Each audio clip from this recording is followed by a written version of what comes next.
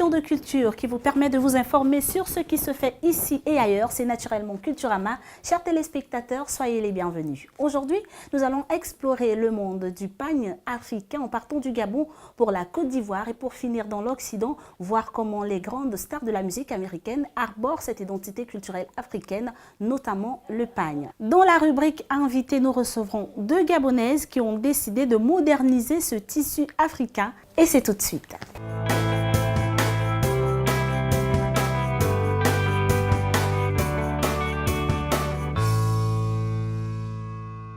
Je vous l'annonçais, chers téléspectateurs, nous sommes dans l'univers d'Adeline, une jeune africaine qui utilise donc le tissu pagne dans toute sa diversité pour reproduire ces merveilles que nous pouvons observer. Adeline, merci de nous recevoir chez vous. C'est un plaisir. Alors, qui est Adeline exactement? Adeline, je suis styliste, accessoiriste, d'origine béninoise. Et Adeline a une licence en marketing. Et je travaillais pendant 5 ans et ça fait de cela 1 an et demi que j'ai démissionné pour mettre à mon propre compte. Donc pour vivre entièrement, on va dire quoi, mon entrepreneuriat dans la mode. Alors d'où vous est venu cet amour du pagne? L'amour du pagne me vient simplement de ma mère parce que ma maman fait dans la vente des tissus pagne. Donc depuis mon jeune âge, toujours vêtue de pagne jusqu'à l'université, voilà. Donc j'ai eu le déclic en 2015 lorsque je suis allée pour la première fois à Cotonou.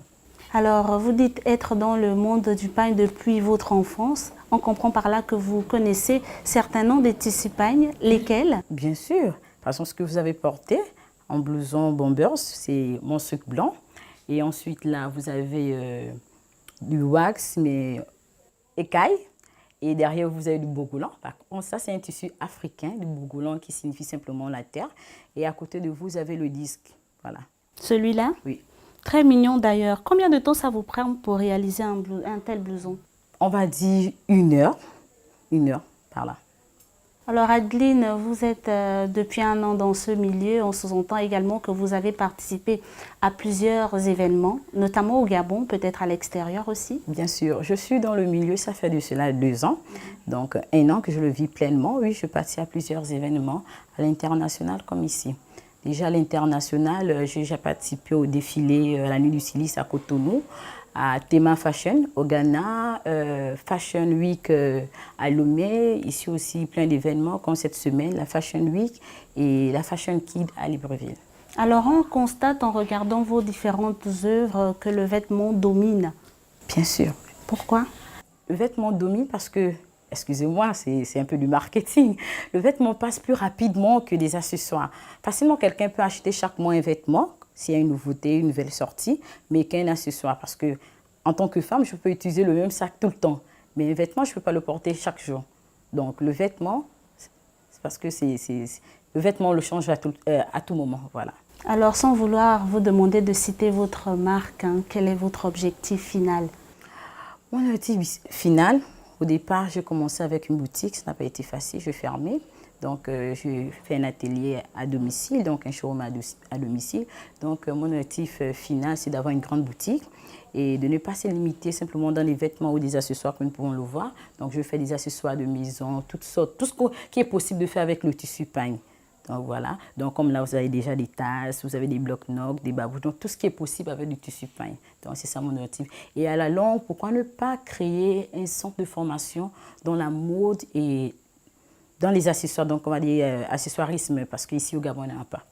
Donc souvent, quand on va apprendre et se former, on est obligé d'aller à l'extérieur. Pourquoi ne pas le faire chez nous? Est-ce que vous avez des retours par rapport à votre travail? Bien sûr, j'ai des retours. Déjà, au départ, ce n'était pas comme ça. Aujourd'hui, j'ai des retours positifs. Ce n'est pas facile, tout le monde n'est pas satisfait, mais on essaie de s'améliorer chaque jour. On apprend toujours, surtout quand on... C'est vraiment, lorsque la passion nous anime, ce n'est pas la même chose quand quelqu'un qui l'a appris. Comment dirais-je, quelqu'un qui est allé à l'école pour l'apprendre. Moi, je ne l'ai pas appris par une formation, c'est l'amour que j'ai et donc je donne le meilleur de moi. Merci Adeline pour toutes ces informations. Chers téléspectateurs, Culturama, je vous l'annonçais, nous avons 2 invités. Place à la transition et juste après l'invité suivant.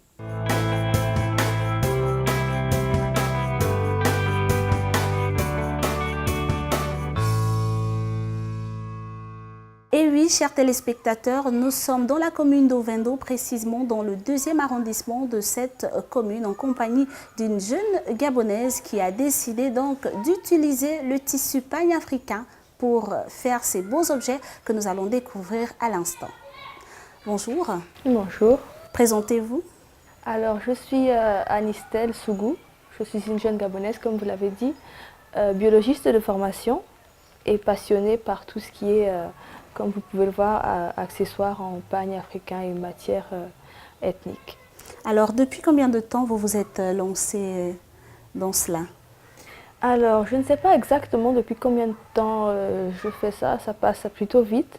Je dirais à peu près depuis 2012-2013, par là. Quel a été le déclic justement, parce que vous disiez à l'entame être biologiste de formation et après voilà, vous vous êtes intéressé au tissu pagne africain, le déclic? Ça a commencé beaucoup plus tôt. J'étais en France donc, pour mon diplôme et je me rappelle qu'on était en hiver et vous savez en hiver dans les pays froids tout le monde s'habille avec des couleurs très très sombres. Tout le monde s'habille vraiment de couleurs très très sombres et c'est un peu terne comme ambiance.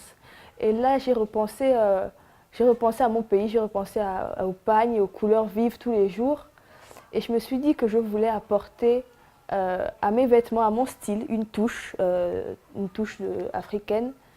J'ai commencé par faire des bracelets et des boucles d'oreilles. J'ai regardé des tutos un petit peu sur YouTube pour voir comment faire des bracelets et des boucles d'oreilles. Et ça a commencé comme ça. Donc vous n'avez subi aucune formation? Non. C'est juste comme ça. C'est donc un talent inné, on peut dire. Qu'est-ce que vous faites comme objet? Présentez-les-nous. Alors, comme objet, je fais vraiment de tout. Tout ce qui peut être modifié, tout ce qui peut être rhabillé. Alors, vous avez des colliers. Vous pouvez le déplacer. Bien sûr. Vous avez des colliers. Vous avez alors, plusieurs types de colliers. Vous avez des bracelets, différents genres de boucles d'oreilles. Vous avez des portefeuilles. Parfois, j'essaie de toucher un petit peu au domaine des hommes. Je fais des nœuds papillons ou des cravates, des boutons de manchette. Il y en a un quelque part là. Oui. Voilà. Ah, c'est un nœud papillon. Et de plus en plus, je me lance dans la customisation d'accessoires pour marier, comme cet ensemble derrière vous. Alors, parlez-nous de la marque. On vous a connu sur les réseaux sociaux avec Atika Pagne. Pourquoi Atika? Pourquoi Atika? Alors, justement, quand j'ai commencé à en vendre de plus en plus, j'ai voulu créer une page. Mais pour créer une page, il me fallait un nom. Ça n'a jamais été très important pour moi d'avoir un nom. Du coup, je suis allée voir ma mère. Et je lui ai dit, maman, il me faut un nom pour ma page d'accessoires. J'aurais bien quelque chose qui sonne téké, parce que nous sommes téké. Je lui ai dit, j'aurais bien quelque chose qui sonne téké. Je lui ai dit, peu importe, si ça sonne joli, choisis quelque chose. Et je lui ai dit, ce sera bon pour moi parce que c'est toi qui l'auras choisi. On a réfléchi et je lui ai dit, bon, comment on dit, bon, boucle d'oreille? Elle va dire, Atika. Voilà, combien de temps ça vous prend justement pour réaliser, ne fût-ce que ce collier-là? Alors, le temps en général, c'est vraiment variable. Ça dépend si je le fais en continu ou si je le fais avec plusieurs pauses, comme c'est souvent le cas pour la plupart des choses que je fais. Si je dois travailler en continu pour ce collier-là, il me faudrait à peu près, je dirais 2 heures, 2 heures et demie. Mais on remarque que vous n'utilisez pas seulement du pagne. C'est un collier acheté et celui-là, il est apparemment habillé. Celui-là, il est entièrement monté. C'est-à-dire qu'il n'a pas été acheté. Je l'ai fait entièrement. Il est composé de quoi en dehors du pagne? En dehors du pagne, il y a ces petits embouts là, le fermoir. Et à l'intérieur, vous voulez dire, c'est de la corde. Est-ce que vous êtes satisfaite aujourd'hui d'avoir laissé votre formation de base, notamment la formation en biologie, pour vous lancer dans l'artisanat? Ah, je n'ai pas laissé ma formation de base. Parce que tout ce que vous voyez là, je le fais en dehors de mon activité principale. Je le fais dès que j'ai du temps libre. Mais avant, je le faisais quand j'avais du temps libre. Maintenant, je suis obligée de dégager du temps pour le faire, par contre. Maintenant, il faut que j'aménage un temps pour le faire, mais je fais les deux. parce que j'aime beaucoup les deux. Les deux me passionnent, la biologie, l'environnement, ça me passionne et la mode africaine, le pagne me passionne. Donc j'ai choisi de ne pas choisir. Vous avez des retours par rapport à votre travail? Des retours des gens qui, voilà, des clients, des gens qui aiment ce que vous faites? Oui, j'ai beaucoup de retours, je pense, quand même, assez satisfaisants, pour moi en tout cas. Il y a beaucoup de gens qui aiment ce que je fais. Et ça fait toujours énormément plaisir. C'est vraiment très satisfaisant, ça fait vraiment très plaisir de croiser une femme. Il m'est arrivé d'aller à mon boulot et de croiser une femme dans l'ascenseur qui porte des boucles d'oreilles que moi j'ai faites sans qu'elle ne le sache. Ça fait très très plaisir. Voilà, est-ce que vous savez que le pagne africain, enfin chaque pagne, chaque tissu a un nom? Vous qui vous intéressez au pagne. Oui, je ne connais pas le nom de tous les pagnes, mais je sais que beaucoup de pagnes ont des noms. Citez-nous-en certains. Alors, Tais-toi jaloux, les griffes de ma belle-mère, il y en a qu'on appelle la cible, il y en a qu'on appelle mon mari est capable, mais je ne connais pas l'histoire derrière tous les noms. Pour quelques-uns, mais pas pour tous malheureusement. Il vous arrive d'en utiliser pour confectionner des boucles d'oreilles, des porte-monnaies? Quand j'en croise, parce que ces pagnes-là, les pagnes qui ont des noms, ce sont en général des très vieux motifs. Je ne sais pas si maintenant, avec tous les pagnes qui sont produits, le temps est encore pris pour donner un nom à chaque pagne. Mais les anciens motifs, c'est très dur de les recroiser. Voilà, on va se dire que cet entretien tire progressivement à sa fin. Si vous nous donniez votre vision du pagne africain. Alors ma vision du pagne africain, je la donnerais surtout pour la jeune génération qui, je pense, est beaucoup restée coincée sur une vision du pagne avec, vous savez, les ensembles que nos mères portaient, un peu volumineux et un peu rétro. Et je pense qu'on doit pouvoir moderniser le pagne. C'est dans notre culture, on devrait pouvoir le moderniser, le porter en petites touches ou en grandes comme vous et moi. Mais c'est quelque chose qui nous est précieux et qu'on doit garder dans notre culture. Alors Atika compte s'externationaliser ou juste rester au Gabon? Je pense qu'au final, pas forcément au final, mais bientôt, je pense très bientôt, il faudra vraiment penser à voir un peu plus loin et essayer de faire partir la marque un peu plus loin, de la faire voyager. Merci à vous d'avoir accepté notre invitation. Merci à vous.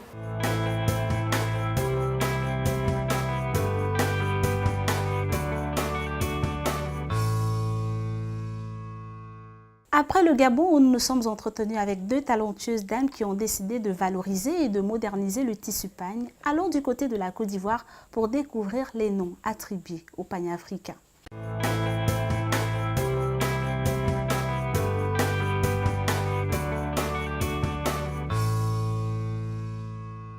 Jalousie, œil de ma rivale ou encore carte de séjour.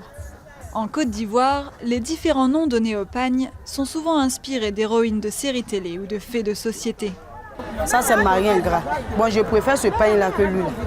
Je ne supporte pas ce pagne-là parce qu'il ne me plaît pas. Parce que le nom même qui est dessus, même je n'aime pas ce pagne. Donc Marie capable, j'aime parce qu'il est capable. Il fait tout pour moi. Donc j'aime ce pagne-là. Plus que ça là.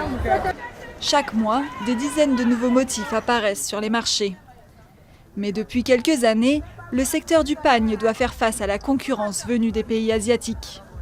Au marché d'Adjamé à Abidjan, on trouve de nombreuses copies des marques les plus prestigieuses, importées de Chine, de Thaïlande, mais aussi du Nigeria. Pour les clients les moins fortunés, ces imitations, vendues entre 3 et 10 euros, sont bien plus abordables que les pagnes des grandes marques, qui dépassent souvent les 20 euros. Ceux qui prennent en Chine, c'est le pauvre qui peut payer ça.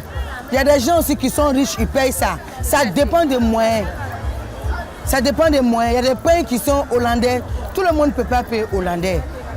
Environ 90% des pagnes vendus sur les marchés ivoiriens viennent aujourd'hui de l'étranger. Après avoir longtemps souffert de la concurrence chinoise, la société Uniwax, filiale du groupe néerlandais Vlisco et leader du pagne en Afrique, a décidé de prendre de vitesse ses concurrents. On a mis une stratégie de créativité, de marketing, de distribution, de production, etc. qui nous permet de lutter efficacement contre ces phénomènes.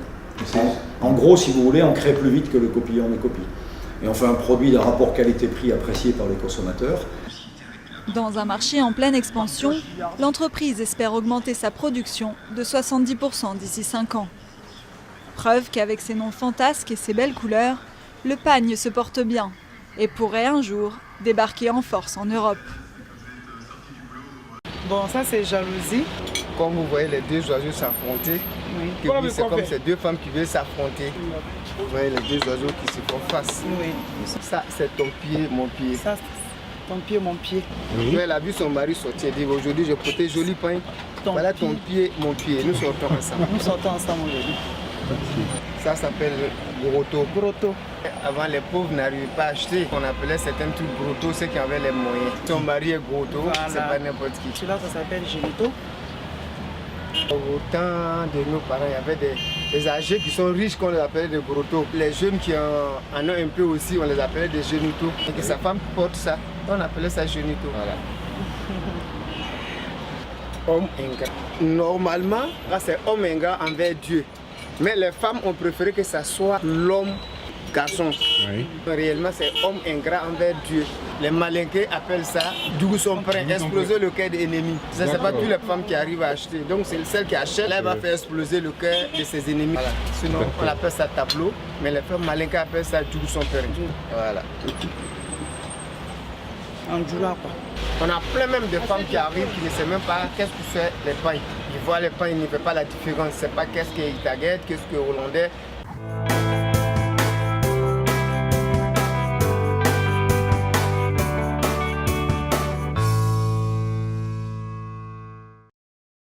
Le pagne africain n'a pas seulement envahi nos garde-robes, les célébrités du monde de la musique et du cinéma ont aussi chopé le virus de la waxmania.